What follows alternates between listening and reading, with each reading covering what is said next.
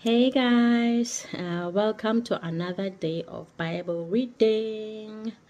Today we are in 1 Samuel verse 21, chapter 21 verse 1 until 15.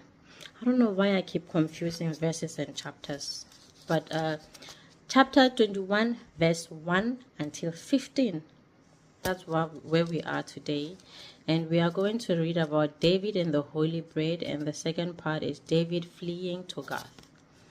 So if you remember in our last reading, we read about Saul trying to kill David, and then Jonathan and David coming up with a plan of how to, find out if if Saul actually wants to kill Saul, if Saul actually wants to kill David, and if he does, what can we do? What can we, how can I inform you of my findings? And then they came up with a way that, Jonathan will just go, bow and arrow, whatever it's called, with his servant, and then when he tells his servant the arrow is beyond you, then it means that he must run. But if it is beside you, then Saul is not trying to kill him, then he is safe. So that worked, and then now David managed to get away. The servant didn't know that that was the plan, so the servant was just doing what he was told, so he didn't know anything. David and the holy bread. There we go.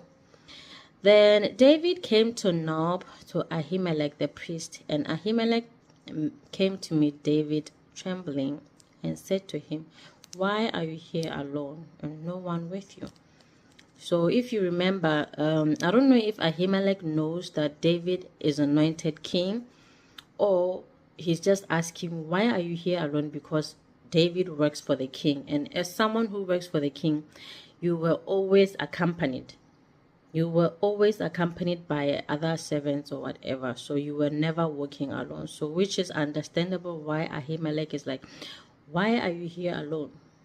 What's going on? And he's even trembling, like, this is scary. You're not supposed to be walking willy-nilly, freely alone. Why are you alone and no one with you? And David said to Ahimelech the priest, "The king has charged me with a matter and said to me, 'Let no one know anything of the matter about which I sent you and with which I have charged you.'" So this is David basically lying to Ahimelech, because if you remember, Saul wants to kill David. So there is no way that